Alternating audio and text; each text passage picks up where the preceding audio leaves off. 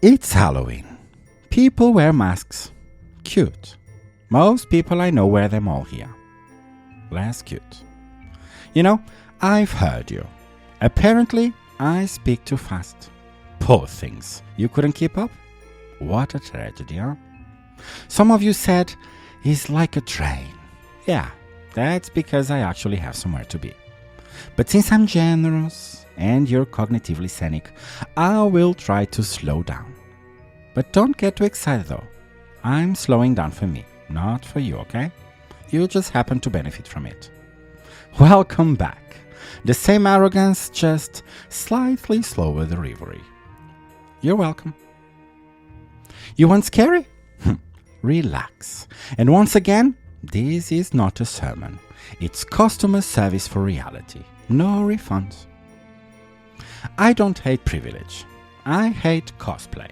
The self-made millionaire with a family discount code. Some people are born on level 5. The rest of us start a tutorial with a controller unplugged. But sure, tell me to work harder. You ever notice how the rich love resilience? It's their favorite sport. They watch other people play it and call it inspiration. They love saying, we all have the same opportunities. Yeah, some just start the race halfway through. On a horse. Sponsored by Daddy's Trust Fund. It's not envy, it's pattern recognition. If every winner looks the same, maybe it's not talent, maybe it's template. They love resilience because they never need it. They frame struggle like it's hard, while we live it like it's friend. Vampires are real, you know? They don't avoid sunlight. They avoid accountability. They sparkle on LinkedIn and call it authenticity. And the rest of us? We are the extras in their hero journey. Background noise in a story that was already written for them. Look, I'm not here to make you feel bad. I'm here to make you feel seen. If that stinks, good. Nerves mean you're alive. See, privilege isn't evil. It's invisible.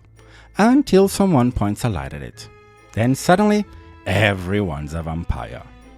You can keep your costume. Just drop the performance. Because pretending you earn it, that's the horror. Tonight, we are not hunting ghosts. We are naming them. The inherited ladder, the secret door, the internship that magically opened after a family friend made a call. If you were born with a parachute, don't lecture the rest of us about a fall. Welcome to the privileged dead. They walk among us. They network. They fail upwards. Iconic. Pull up a chair. I will be nice. Until I'm not.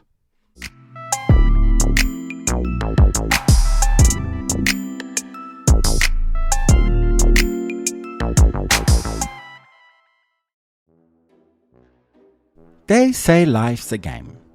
Maybe. But some people start with cheat codes already activated. Unlimited lives, private service, and mommy on speed dial. They call it luck. I call it logistics. Right surname, right postcode, right skin tone, right school, and somehow they think it's personality trait. The rest of us? We are still in the tutorial. Fighting lag and debt, using broken controllers from last generation. They talk about equality like it's a subscription service. They think everyone's got access, just some of us forgot to update our payment method. You ever notice the rich love giving advice? Just work hard. Sure. Between rent, burnout, and trying to convince the HR we are human, I will squeeze that in. They say we all have the same 24 hours. Yeah, except some people spend theirs in therapy over the pressure of being gifted a flat in Kensington. Meanwhile, I'm deciding between food and Wi-Fi. Some post quotes about discipline from infinity pools. Motivation hits different when the safety net has hitting, you know. I'm not jealous.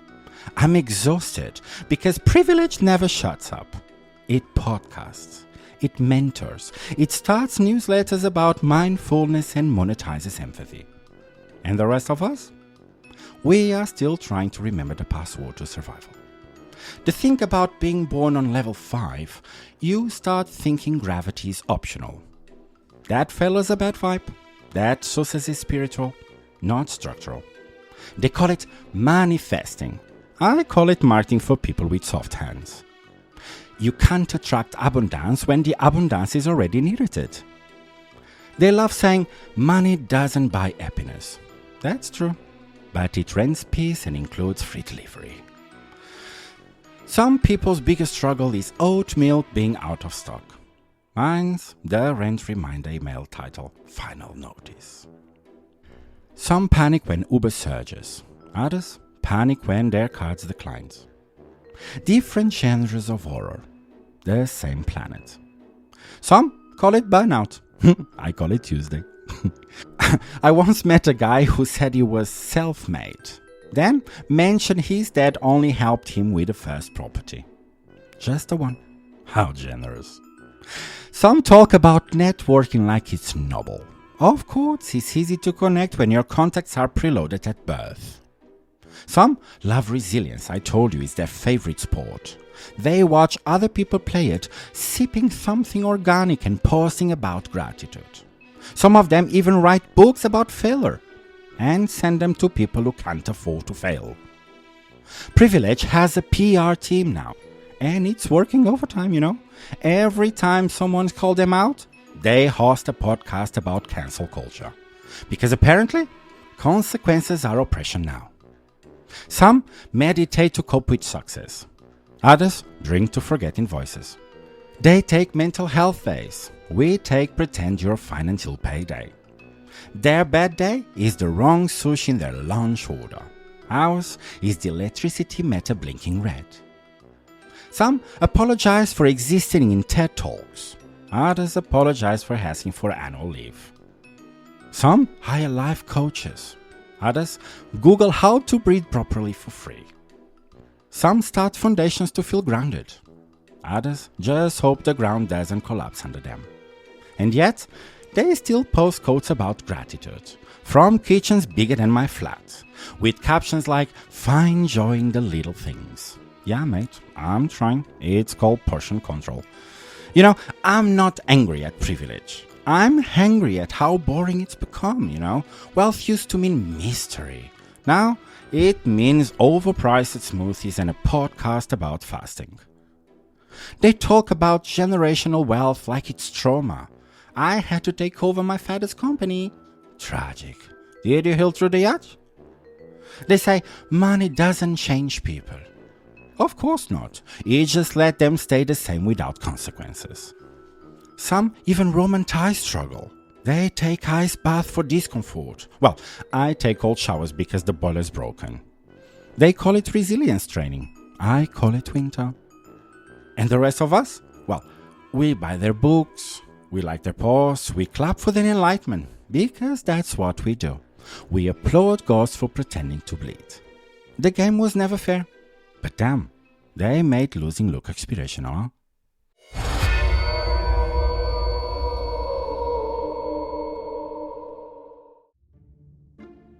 Every office has ghosts. Not the spooky kind, the ones with job titles and inherited parking spots.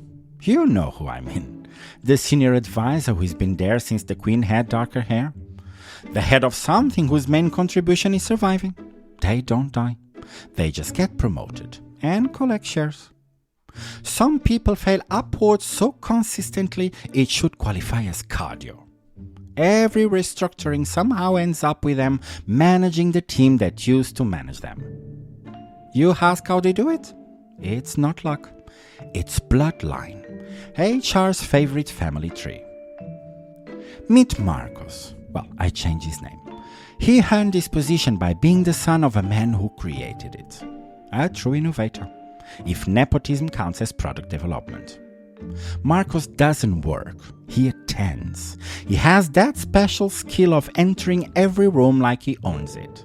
Because technically, well, his father does. Then there is Chloe from HR. Leads weekly mindfulness workshops for burnout she causes. Tells everyone to use their voice, then writes them up for tone. She's the ghost of corporate empathy. All smiles, no soul. Her superpower? Weaponizing kindness. And the CEO? He's Dracula in Patagonia vest. Sucks the life out of budgets and call it optimization. Every company got one of each. The vampire, the ghost, the zombie intern still waiting for a real contract, and the werewolf in finance, who turns into a monster after quarterly reports. LinkedIn is basically their graveyard. Everyone's buried under job titles and motivational quotes they didn't write. You scroll, and it just goes showing off their tombstones. Resilience, leadership, thought leader. Words so embalmed they've lost their pulse. Every Monday, someone posts another week, another opportunity. Yeah, for disappointment. They call it hustle culture. I call it spiritual unemployment. The office used to be a place. Now it's a seance. We log in, summon dead ideas, and pretend it's progress. Teams meeting feel like group therapy for people who cause the drama. Once I joined a call that started with, "Let's circle back the circle we circled last week." That's not a meeting. That's purgatory with Wi-Fi. Corporate culture is just cosplay for adulthood. Grown-ups playing pretend important until 5 p.m. Some people wear costumes once a year. Others call them uniforms. And office diversity? Don't make me laugh. It's usually one guy named Rash, and one woman named Emma, and one PowerPoint slide about inclusion. They call it representation. It's more like theater.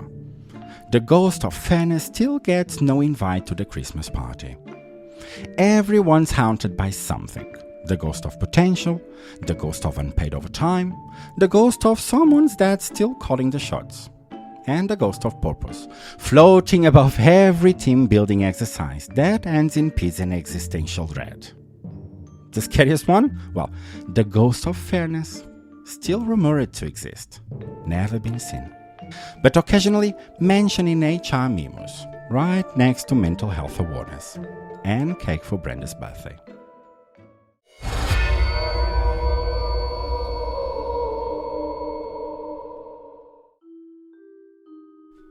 The thing about privilege, it's invisible until someone takes it away. You don't see the ladder when you're standing on it. You only notice when someone else asks you how you got there.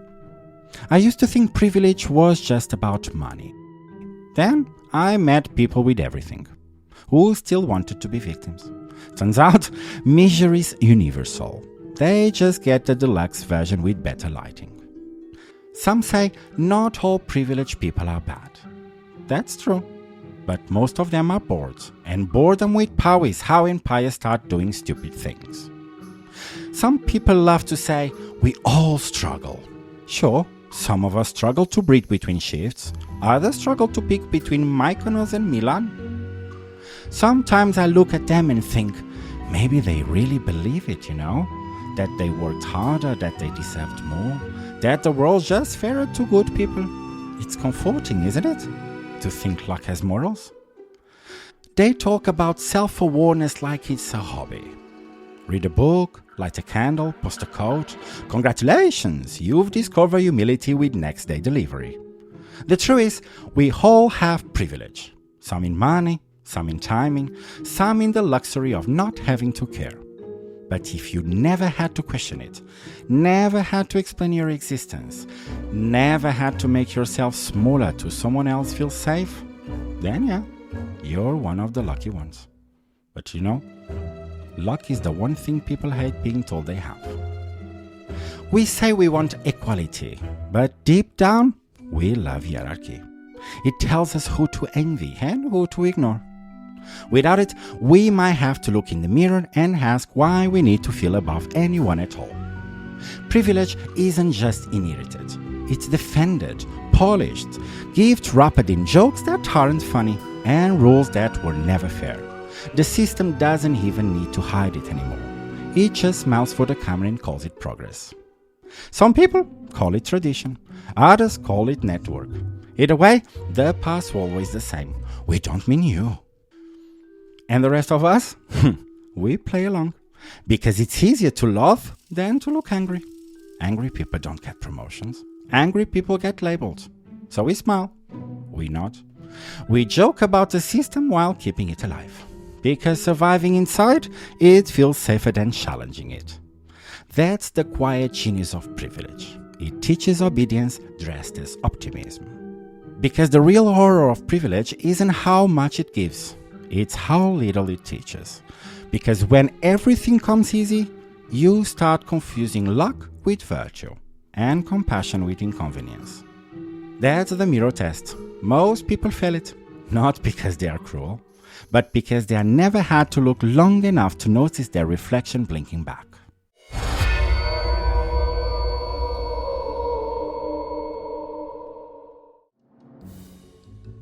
So yeah, the privileged dead.